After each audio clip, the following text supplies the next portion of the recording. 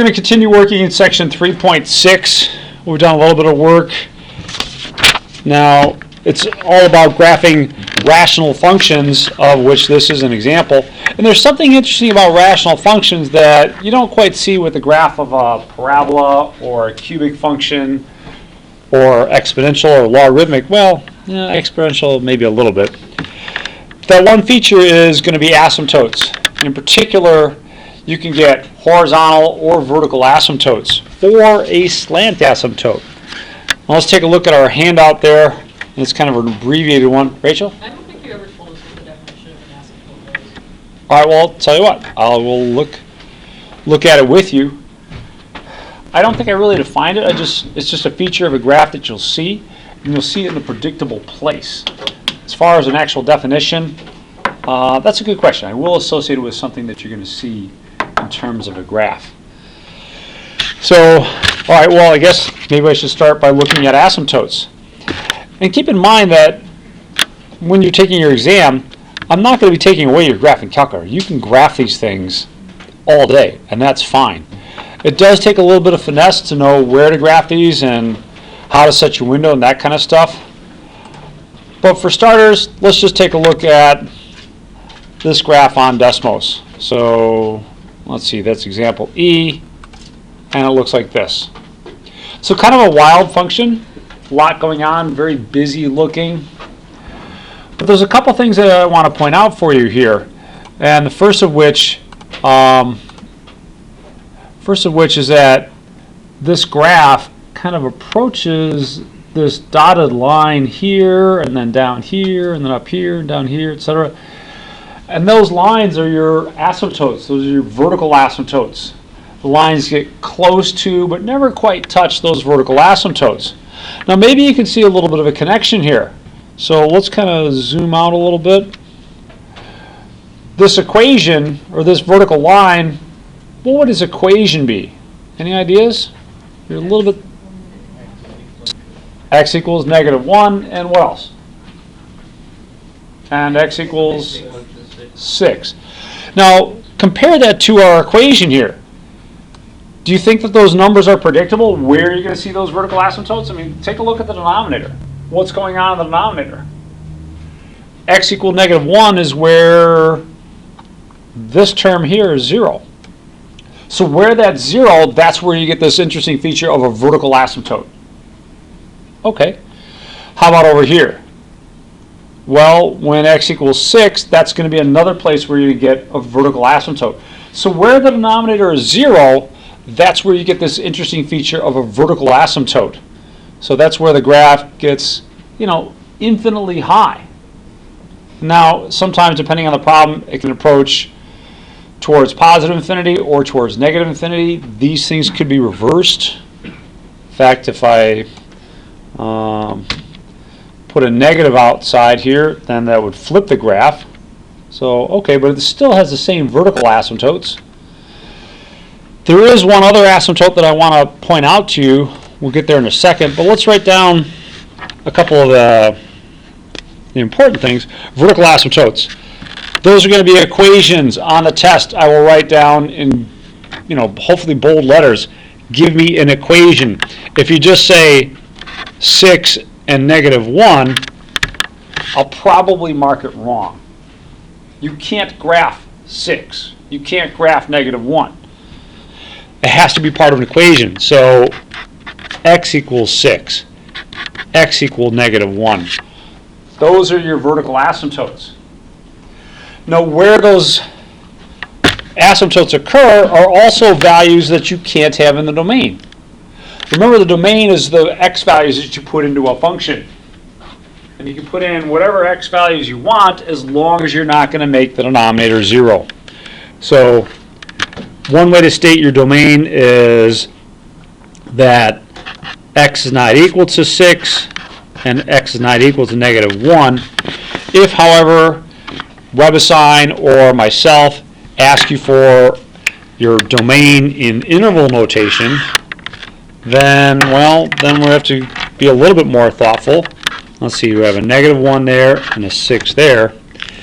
Interval notation would mean that you're going to miss those points. So you're going to miss -1, so I'll use a parenthesis there. And then I'll use a parenthesis again, so I'm not including the -1, nor am I including the 6. So that would be your answer in interval notation. Nice, and I hope you're comfortable with the interval notation. The range, that's a little harder to get. What's the range? Can anyone describe in words what the range is? Y's. That's your y values.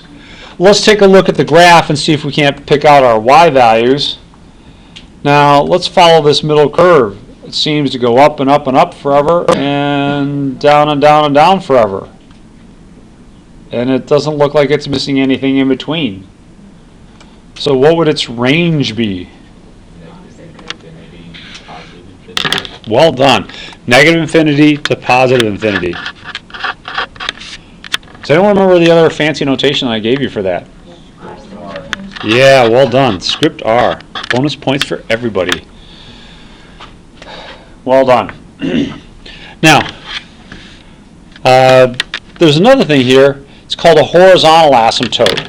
And that might not stand out quite as much to you in this graph. But the vertical asymptote is what the graph gets near vertically. And usually it's plus or minus infinity. Now, how about horizontally? Is this getting close to something horizontally? It looks like 0. It definitely looks like 0. So let's turn all those on. Oops, no, wrong one. Turn that one on. Yeah, this graph is getting close to 0. Now the horizontal asymptote is very predictable if you've got a rational function.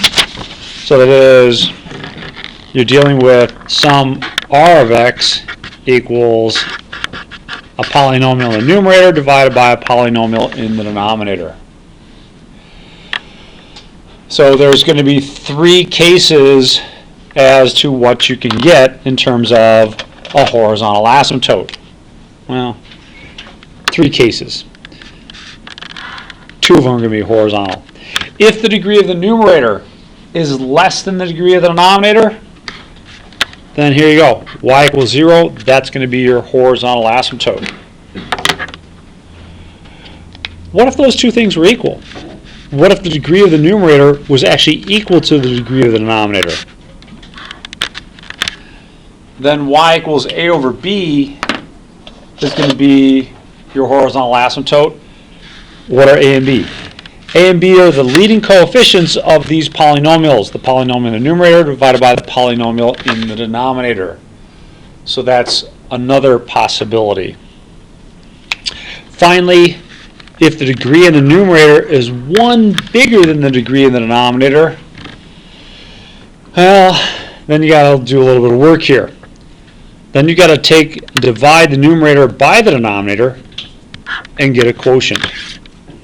And y equals that quotient is going to be your slant asymptote, or sometimes called an oblique asymptote.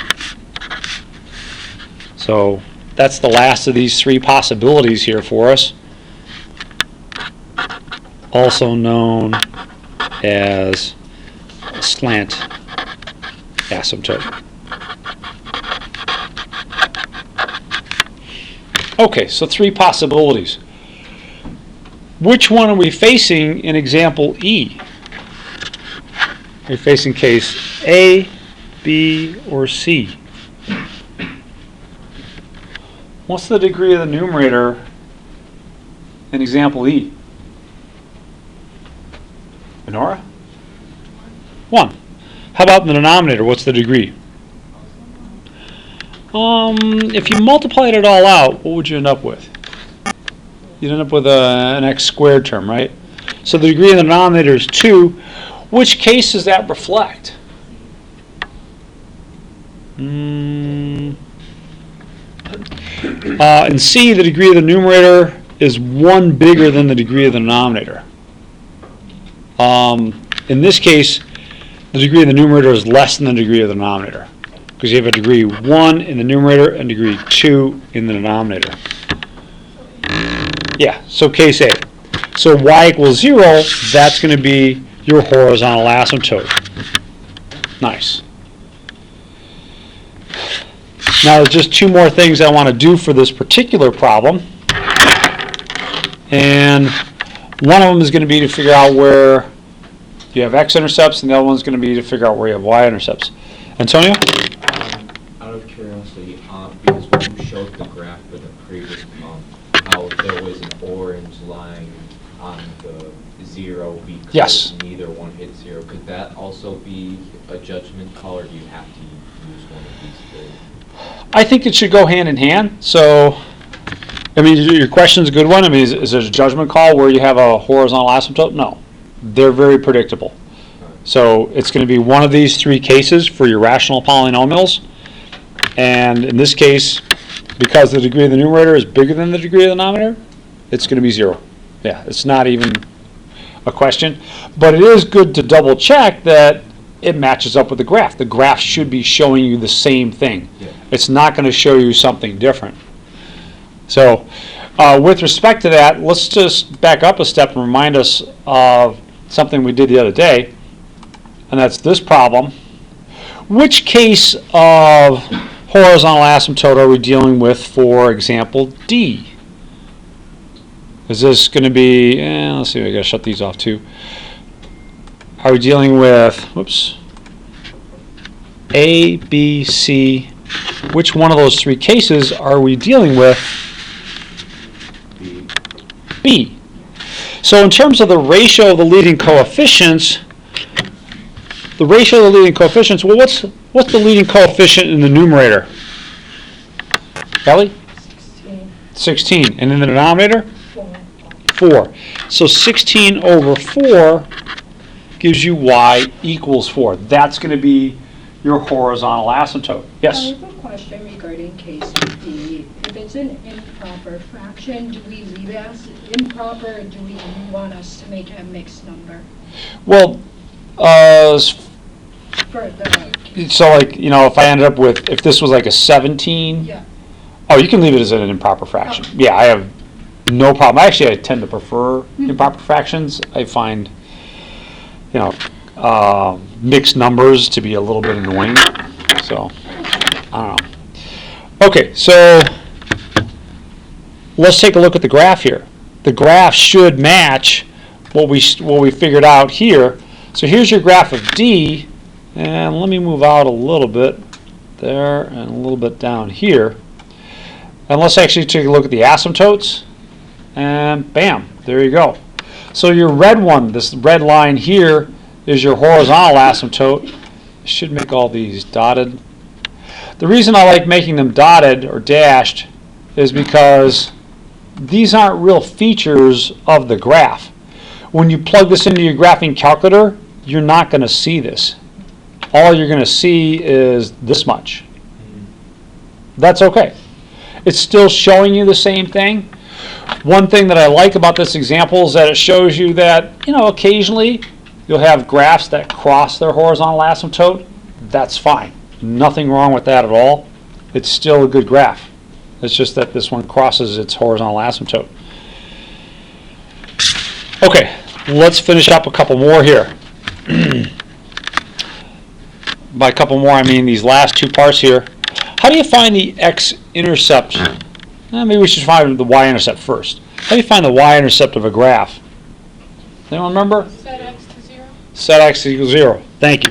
So set x equals 0. So let's do that over here. Set x equals 0. So it's going to be s of 0 equals 6 times 0 minus 18. Zoom in like that. 6 times 0 minus 18 over 0 minus 6 times 0 plus 1. Let's put in all those zeros.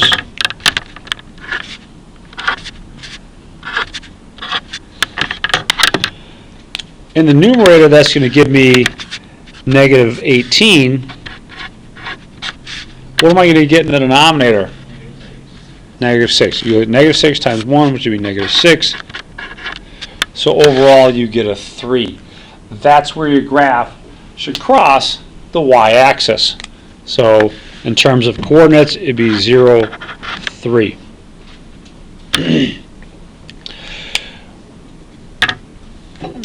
Let me work on where the numerator is 0, or excuse me, where the y equals 0.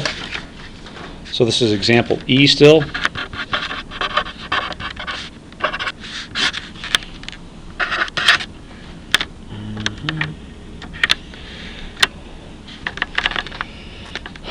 So our x-intercepts, and for that we're going to set y equal to 0. But I'm going to try and make this problem a little bit easier for you. Setting y equal to 0 is a little bit of a pain. So, Ellie, quick question before I do that? Okay. So we've got p of x over q of x equal to 0. So that's our y value. We're going to set it equal to 0. Would it hurt anything if I multiplied both sides by, say, I don't know, q of x? All right, so times q of x times by q of x. Can someone help me out on the right-hand side? What am I going to get when I multiply these two together? 0. How about on the left-hand side? Is there anything, Meredith, is there anything useful that's going to happen on the left-hand side? Bless you.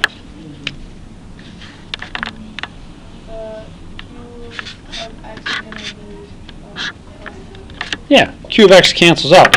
So what does that leave us with? P of x equals 0. So when you're trying to find the x-intercepts, it's enough just to look where the numerator is 0. You don't have to play around with the whole equation. So set y equals 0, or better yet, set the numerator equal to 0. Okay, that's even better. So let's look at that. That's going to be, where is it? 6x minus 18 is equal to 0. What does x equal? 3. So that means our x-intercept is going to be 3, 0. And our y-intercept was 0, 3. Okay, that's fine. 0, 3 and 3, 0.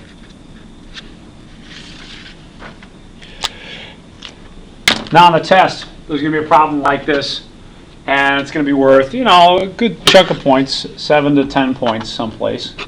How could you double check your work? If you're like, man, I don't know. How could you double check it? If you put it in your calculator, in your graphing calculator, hit trace, and then put in whatever your value. Put it in your graphing calculator. Make sure that it has all these features. Now, the one thing that you can't do on your graphing calculator that you can do easily on Desmos is to graph your vertical asymptotes. That's not an easy thing to do on your graphing calculator. That's okay. Let's look at the other features. So let's plug that into our graphing calculator. Now I'm going to be a little bit fancy about plugging that in. Well, maybe I shouldn't. I don't know. Do you guys like it when I use the alpha y equals key to plug things in fraction form? Is that a good trick? Okay. All right, so let's do it that way. Let me go back here. Quit. So let's clear out anything you have here in y equals in the first place, and then I'm going to use the alpha key and then the y equals key. The first option there gives me a fraction. There is another shortcut, but I haven't seen that it works consistently on all calculators, so I'm not going to share that with you. 6x minus 18 divided by parenthesis x minus 6 and x plus 6, or x plus 1 I should say, plus 1. Okay, that looks pretty good. Now if you're looking at this going, I have no idea where I want to see this, I would beg to differ. You actually do have a little bit of idea. We know that you're going to get a vertical asymptote at 6 and another one at -1. So our window needs to be wide enough to see both of those. So let's go back to our window and let's go down to at least -3 on the x-axis and then maybe up to 8 or 9 on the y-axis. In terms of Ymin and Ymax, I'm just going to be really cautious and go, well, let's see, -2 to 4. I was going to go -2 to 2, but that'd be shooting myself in the foot a little bit. Can anyone tell me why? What feature would I miss if I went -2 to 2 in the y direction? Yeah, I'd be missing the y-intercept because it'd be above my graph, so I wouldn't see that feature. With those settings, press the graph key. Okay, well, I'm seeing some of it here. Now we can improve on this a little bit, maybe. Let's see, y equals. Maybe I'll go a little bit deeper. Let's go to -5. I just may go -10 to 10. Yeah, you can also do zoom fit, or excuse me, zoom standard. So zoom 6, that should work. And actually, yeah, zoom standard works actually pretty good in this one. But notice, near -1, you're getting that nice vertical asymptote kind of shape. Again at 6, and Ellie had a nice suggestion. She goes, hit the trace key. You can trace, and when x equals 0, that puts you at y equals 3. So there's your y-intercept. And if I type in a 3, then I get the x-intercept. Great. So I get everything I need just from that one graph. How are we looking on that one? Doing okay? All right. Let's try another one.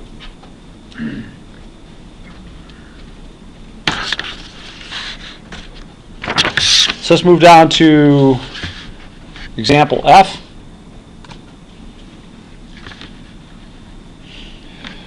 From the graph, determine the x and y intercepts and vertical and horizontal asymptotes. So everything is given to you here. It's basically, do you recognize a few things? And then we'll go over some of this notation down here at the end. So if you're watching this later, then pause the video and work through things yourself for a little bit. I'm going to walk around, try and get down to this much. So get down to all 5 of these.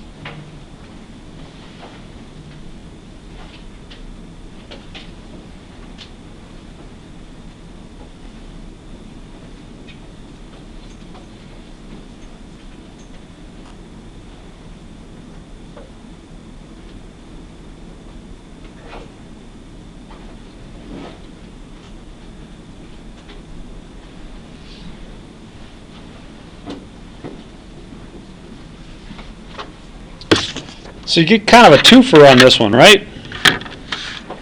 What's the x-intercept? 0, 0. What's the y-intercept? 0, 0. So yeah, you get kind of a twofer on that one. Vertical asymptotes, well, there's 2 of them. not sure I can promise that I'm going to be putting dotted lines if I give you a problem like this on an exam. But we've got two vertical asymptotes. Make sure that when you answer these problems that you give me an equation. What's my two equations here? X equals 5, X equals Thank you so much. X equal 5, X equal negative 2. Now the reason I want an equation is because if you just give me 5, maybe you mean y equals 5 or y equals negative 2. So those are going to be horizontal lines. So I need to see, what kind of line you're giving me. So, I guess I answered that twice then. Yeah, all right. So maybe that should have been down here. How about the horizontal asymptote? Is there a horizontal asymptote? Zaid? Is there a horizontal asymptote? Yeah, What is it? 0, Okay. Can you give me an equation? x equals 0. X equals 0. There we go. Y equals 0. Well done. So there we go. Horizontal asymptote. It's going to be y equals 0. Nice. Now one of the notations that you're going to see more of in calculus is this kind of stuff. As x approaches infinity, where does the y coordinate go? Well, if you think about the graph here, that's this part right here, not all the nice fancy colored parts that I have, but this part. Where is this graph approaching as x gets bigger and bigger and bigger? What's it getting close to but it'll never touch? 0. Nikki, do you agree or disagree? I agree, 0. Agree 0. All right, good. So y goes to 0 as x approaches positive infinity. Great. How about if we go the other direction? As x approaches negative infinity, then what happens to the y coordinate?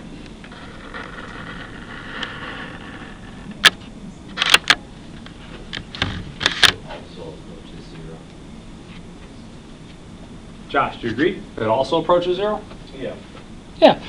The y coordinate is getting closer and closer to the x-axis, so it's also approaching 0. It's approaching 0 from both ends. And if you're given a question like this in your homework, it says identify the function, well, a quadratic function would look like that. It's going to be a parabola, so it's not a quadratic. Logarithmic function is going to look like, this kind of a thing, where you've got a graph that's close to but never quite touches the x-axis or the y-axis, and then your exponential function is going to be the flip of that. That one's going to look like an exploding graph like this. And finally, your radical equations, those are going to look like half of a parabola. They're going to start right at 0, 0, unless you're shifting it, and then kind of lazily trail off to the right. Beautiful. Beautiful. Okay. Let's look at example G here.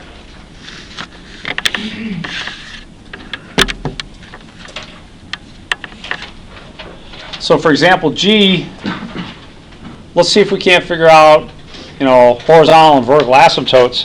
Let's start with the horizontal asymptote. What's that horizontal asymptote going to be? I want to give that one a shot. What case am I dealing with? A, B, or C? Yeah, I'm dealing with case B, right? Because the degree of the numerator and the degree of the denominator are the same. Now let me rewrite this a little bit. That's going to be 3x squared, x cubed, thank you, x cubed. And then down in the denominator, x cubed plus 2x squared plus 7x. It's not really written, but what number is understood to be out in front there? A 1. A 1 is understood to be out in front there. So when you're looking for the horizontal asymptote, well, that's not too bad. This is the nice case, really. That's going to mean y equals 3 over 1. The 3 is coming from here. The 1 is coming from the denominator. If you just want to write y equals 3, my inner child is going to do somersaults. I'd be very, very happy with that. Happy to see you reach that conclusion. There is a little something different about this problem that we're going to get to in a second. Yes, ma'am. Question? When it comes to calculating the horizontal asymptote, Right. can we,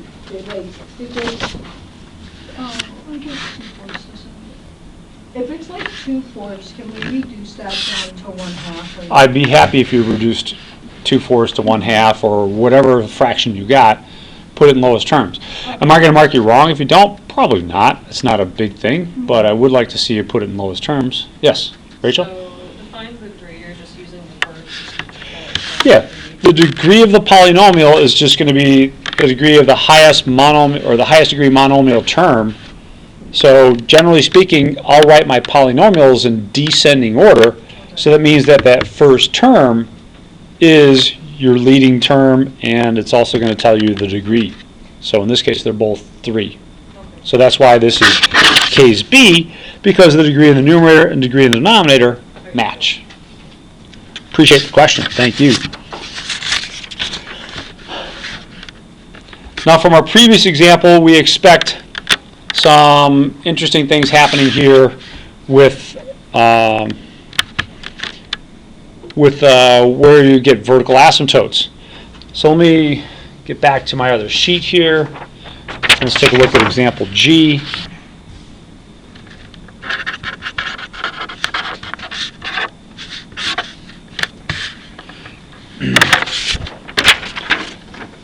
So that was R of X. Thank you. R of X equals 3x cubed, oops, out not in, over x cubed plus 2x squared plus 7x. Now we found it helpful in one of our earlier examples to factor the denominator. I keep on wanting to make that a square instead of a cube.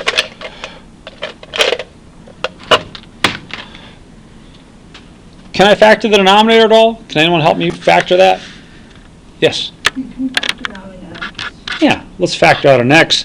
That's going to leave behind x squared plus 2x plus 7. And so we're going to look for vertical asymptotes where the denominator is 0. So look for vertical asymptotes where the denominator is equal to 0. That's going to mean x times x squared plus 2x plus 7 equals 0. Where's one place where that equals 0 that you're like, oh yeah, I can see that one right away? Nikki? 0. Yeah. So you've got this times this equals 0. So x equals 0, that's one solution. That's one possibility. And then the other one is where x squared plus 2x plus 7 equals 0. I don't think you're going to be able to factor that one. If you had to solve this, Heba, what would you be doing? If you're looking at that going, oh my gosh, I gotta solve this because I gotta get this problem right. What would you be doing? Yeah, the quadratic formula. So use the quadratic formula. And so that's going to be, let's see, we've got A, B, and C. 1, 2, 7. I'll get negative 2 plus or minus the square root of 2 squared minus 4 times 1 times 7 over 2 times 1.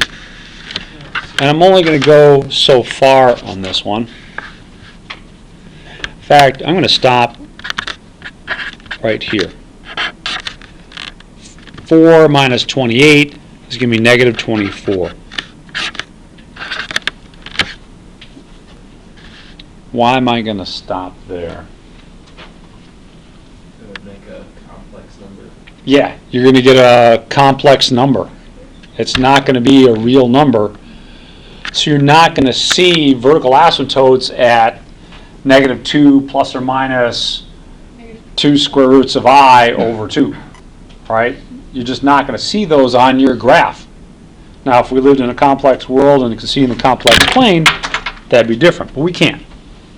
So, as far as we're concerned, this has no real solutions, so you're not going to see a vertical asymptote. No real solutions, no vertical asymptote. Here. But we can look for one at x equals 0. And there's going to be something interesting that we'll see when we look at our graph, but we're not going to get anything from here. Okay. So let's look at our graph for this one.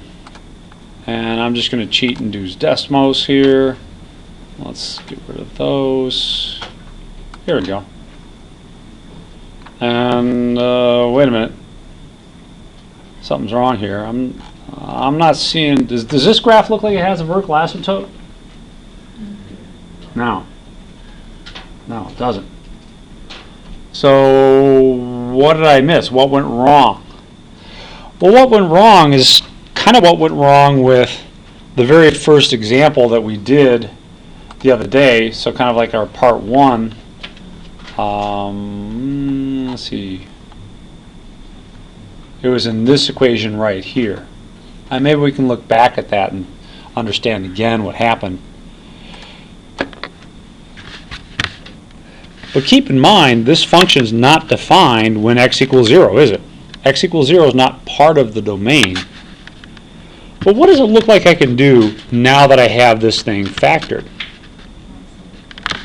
Looks like you could cancel out that x, right? So there's a discontinuity? There is a discontinuity. So, but if you canceled out the x, even though it would be more or less the same function, this function is not defined at x equals 0 because you'd end up with 0 divided by 0. And that's just undefined, all right? So, it's not defined at 0. Let's remind ourselves that the domain is going to be x not equal to 0. You can't put 0 into that function. But, it does really look like you can cancel out that x. So, if you canceled out that x, you'd end up with 3x squared over x squared plus 2x plus 7, as long as x is not equal to 0. It's just not defined at 0. Now, because you have that term that's essentially the same thing in the numerator and denominator, so at x equals 0, you get a hole in the graph. You'll be chugging along and going, hey, that looks like a great graph, and all of a sudden it's just not defined at 0. It's hard to get it to show up, but if I went all the way down to 0, you can see that, oh yeah, it's giving me undefined there. It's just not defined. Now that's harder to see on your graphing calculator because you got the axes in the way, but we can do it for, example B, going back just a bit. But for right now, you've got that nasty little hole. So let's see if we can't do this for example B. So example B, so let's return to example B, and I'm just going to copy down that equation for a second. J of x is x squared plus x over x plus 1 times 4x minus 12. Okay. All right. Well, this is another rational function.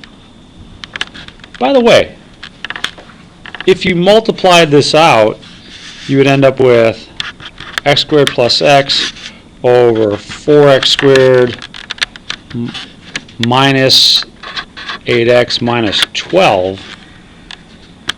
Can anyone tell me the horizontal asymptote for this graph? What would that be? What would be getting near but not quite touching? Yeah, 1 over 4. So again, it's the leading coefficients. But let's work with the factored form up above. If I take out the x, what's that leave behind in the numerator if I take out the x? X plus 1. Do you see anything interesting about the equation? What's this equation screaming out to have done to it? Yeah, you've got the same term in the numerator as you do the denominator. So it's like, oh, wow, that's interesting. When that happens, you're going to get a hole. We just saw that with the graph of the function in g. We had an x in the numerator and an x factor in the denominator. If they cancel out, that's why you're getting a hole. You're getting the same factor in both the numerator and denominator. So that's going to tell you there's going to be a hole. Where is that hole? Yeah. Get a hole where x plus 1 equals 0 or x equals negative 1, as a couple of you pointed out. Now take out your calculators. Let's actually see that hole. Now you can predict where else you're going to have an interesting feature in this graph. Can anyone do in their head where does 4x minus 12 equal 0? 3, right? All right, so when x equals 3, that's where you're going to have a vertical asymptote. But we expect the hole at negative 1. So let's actually just see the whole part of it first. And for that, let me type in my equation. So I'll type it in old school this time for those of you who have an older calculator or a calculator with an operating system that's not up to date. X squared plus x, parentheses, divided by, now doing it old school, you're going to need 2 parentheses, one for the entire denominator and then one for the binomial. X plus 1, 4x minus 12. Bam. Like that. The trick in getting the hole to show up is to have a window whose coordinates center on that hole. So when I set up my window range here on the x-axis, I want to set it up so that I put negative 1 in the center of my x-min and x-max. Can someone suggest to me some values of x-min and x-max that make that negative 1 the center?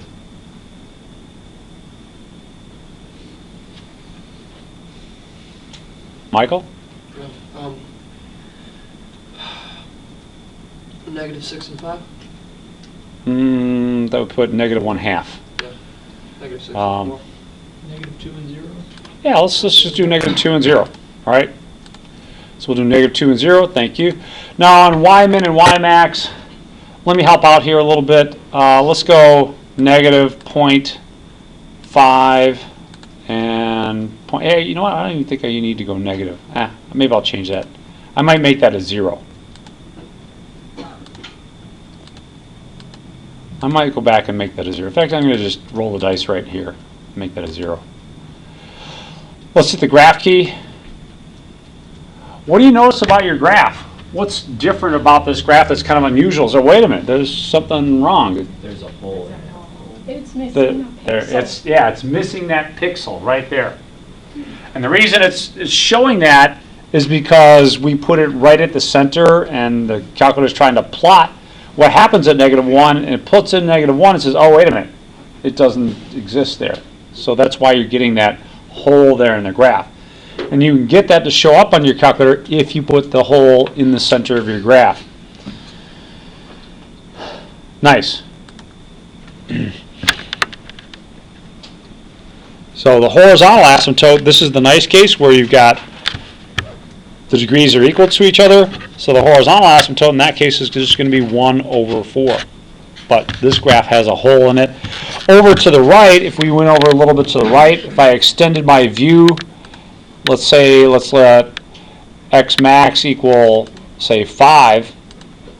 I don't know as I'm going to see my hole anymore, but I do think I'll see the vertical asymptotes. So let me make these a little bit bigger. It doesn't like that. Where did I go wrong? Oh, the common error. Y min should be less than Y max. So -1 to 1. And there you go. Okay, so you are seeing your vertical asymptote at x equals 3. You could zoom out a little bit in the y direction if you want to see that a little bit better.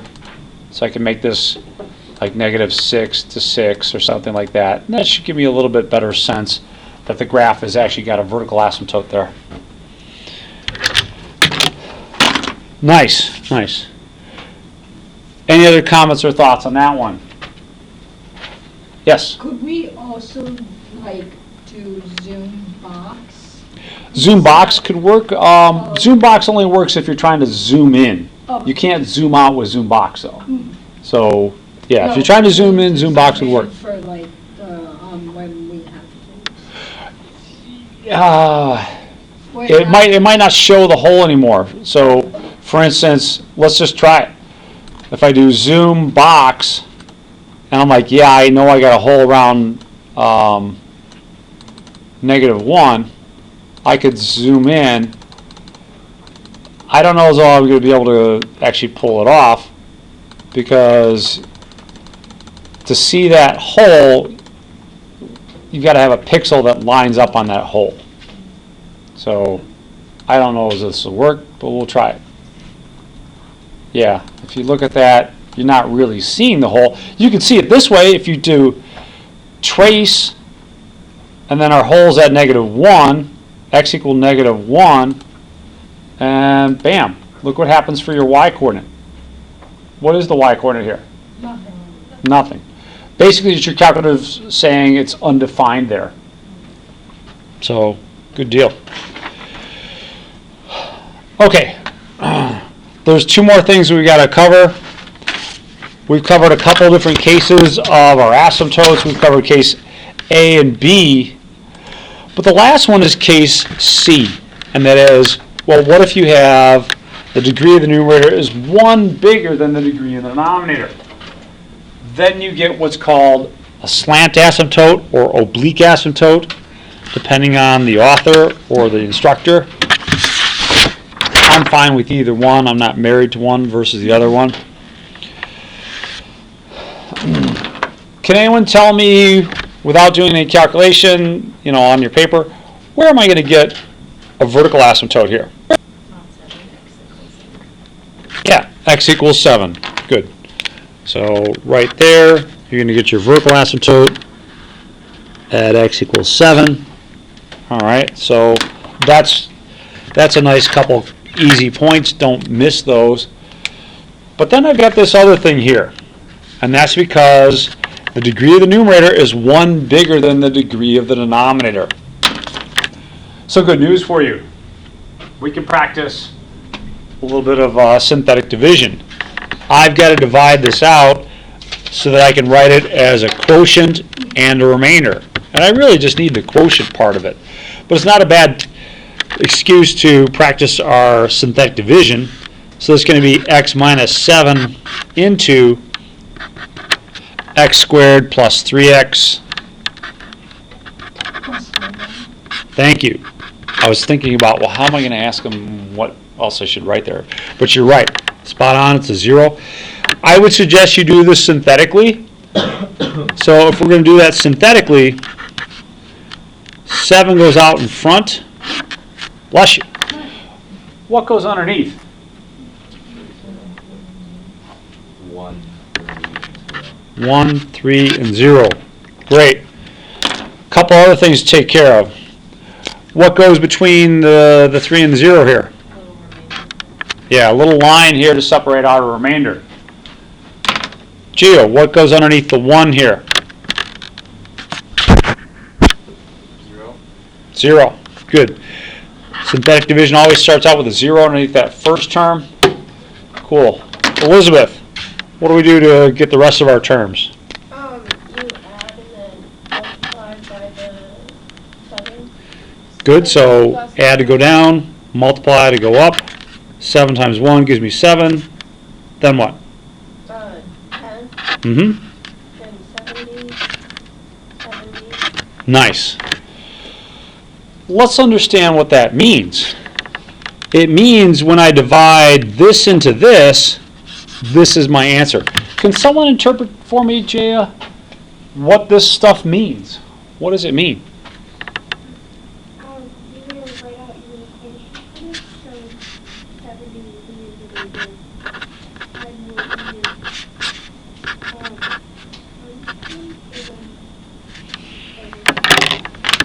Yeah, this is your constant, that's your coefficient of x. So when I divide this out, I'm going to get x plus 10 plus 70 over x minus 7. That would be the formal answer here. As far as the equation of my asymptote is concerned, it's just going to be this part right here. It's going to be y equals x plus 10. That's going to be the equation of my my oblique asymptote.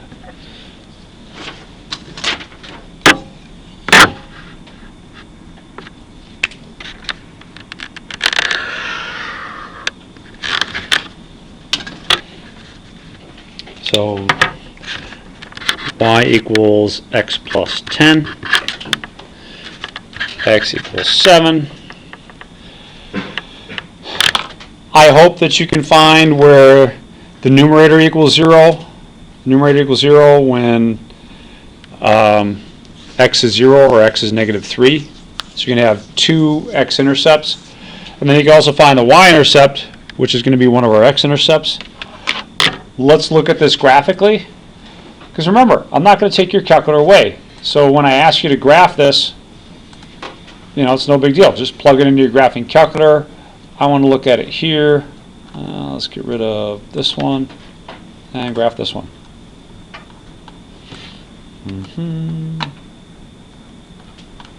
There you go.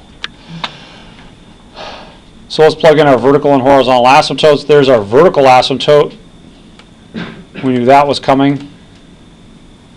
And let's take a look at the slant asymptote. So there you go. Y equals x plus 10. And let's just put you... I'm just trying to be consistent to put our asymptotes as dotted orange lines. Nice. Nice. So it works out pretty good. It fits exactly like we expected it to. And you can kind of connect the dots. You're going to have to zoom in pretty close, I think, to see that it actually has the x-intercepts that I predicted. But there's one of them at 0. There's one other one at negative 3. So it does actually cross the x-axis where I suggested it would. Comments on this one? How did you get 0 and negative 3? Yeah, all right, great question. How did I get 0, negative 3?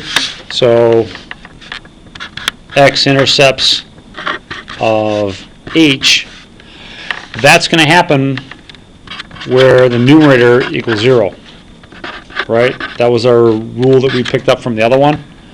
So that's going to be when x squared plus 3x equals 0. And if I factor out the x, That leaves me with x times x plus 3.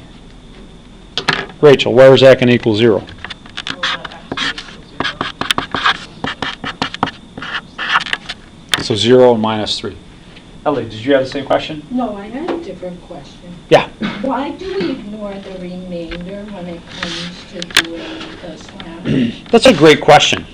So when it comes to the slant asymptote, what you're really looking at is what happens to x or what happens to the y coordinate as the value of x gets really, really big. Now let's just play a little, thought game here. If we let x equal like 1,000,007, when I put in that here, I get, my 1,000,007 plus 10, that's fine. But what's going to happen to this term? I'll have 70 over 1 million. Is 70 over 1 million a really big number?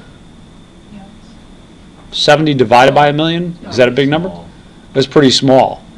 And when you start putting in numbers like billions and trillions and the national debt and number of protons in the universe, etc., this thing is going to get really, really small. So eventually it's not going to feel like it's there at all. So you're just left with this graph of y equals x plus 10 plus this little smidge which it looks like we ignore. It's still there. You're never going to get to this line, but you're going to get really close. So great question. So, is it fair to describe that as approaching 0? Yeah, this term approaches 0 as x approaches infinity, which is why your asymptote is just this part. Is the term for that infinitesimal? Or Isaac Newton used terms like infinitesimals, but it's not really part of standard math right now. I mean, there has been a resurgence in people looking at infinitesimals and the math of that, but that's well beyond this class. fair enough. So appreciate the question. All right, last one. This one is harder than I would put on an exam. Let me start by rearranging this one. I want this in descending order. So I'm going to write it as negative x squared plus 4x over 3x minus 3. What case of our asymptotes is this going to be? Case C. The degree of the numerator is 1 bigger than the degree of the denominator. Now your choices for division aren't very satisfying. You could either do long division or long division. Why not? How come I can't use synthetic division like I had here? Because the 3x. Yeah, there's a coefficient here other than 1. So here's my little trick for you in this problem. X or minus? I'm going to multiply the numerator by 1/3 and the denominator by 1/3. Now 1/3 divided by 1/3 is effectively multiplying by 1. So I'm not changing the value of my expression, but if instead of canceling out the 1/3 and 1/3 and getting 1, if I distribute that, can someone help me out with what's going to happen in the denominator? What am I going to be left with? 1/3 times 3 is going to give me, x minus 1. And then negative 1/3 x squared plus 4/3 x plus 0. So at least if you have to do this, now you can do it synthetically. So that's a little bit of a saving grace. It's not going to be great, and I'll admit that. Gavin, what number goes out in front if I'm going to do synthetic division to finish this up? -1? At least, do you agree? That might have looked like a yes. You agree? Sorry, but did not. It was like moving on. Sorry. Okay. 1. Yeah, you have to change the sign here, so it's going to be a 1. Just like here, you had a -7. There was a +7. Here, there's a -1. Here, there's going to be a +1. And then negative 1/3, 4/3, and 0. So this is going to get a little bit messy. No lying about that. They're coming for me. I got to go. All right. So What do I put underneath here? 0. Add to go down, you're going to get a negative 1/3. Multiply to go up, negative 1/3. Add to go down. At least that works out good there. Yes? Would that be just 1 instead of 3/3? Yeah, if you add this up, you get 3/3, but I'd prefer to see 1. That's cool. And then over here, we get another 1, and then down here, we get a 1. So the answer to this, what would that be? Try and interpret that for yourself before I do it up here. What does that equal?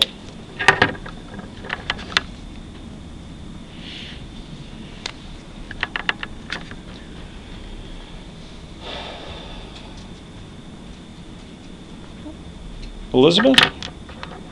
What would that equal? Negative 1/3 x plus 1. Good? What about the remainder? Plus 1 over x minus 1. Perfect. So that's my quotient, that's my remainder. What's the equation of this slant asymptote? Yeah, it's just this part right here. It's going to be y equals negative 1/3 x plus 1.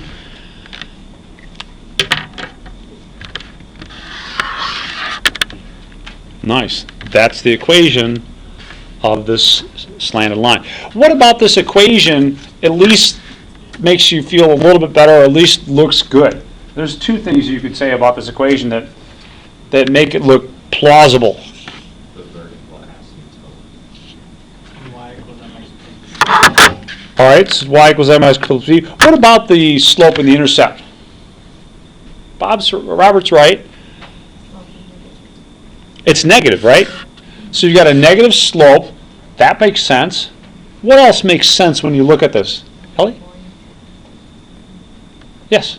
Oh, the positive one, because if you solve the Yeah. denominator for 0, it would be... The y-intercept. The y-intercept is 1. This graph crosses through the y-axis at 1, so that makes sense. You got a negative slope. That also makes sense. So both of these things make sense. If you were to graph this,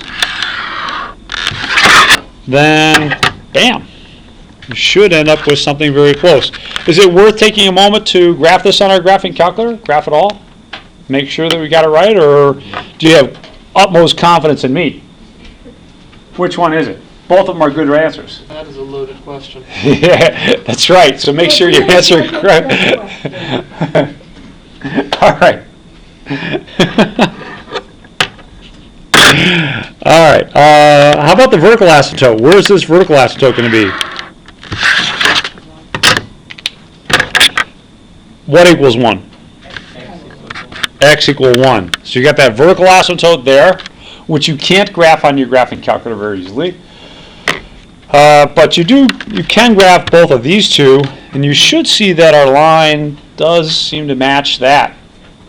Now, as far as graphing this for yourself, if you were to set this up on your graphing calculator, you'd plug in this equation and this one, plug them both in. What would you suggest you set up for your window?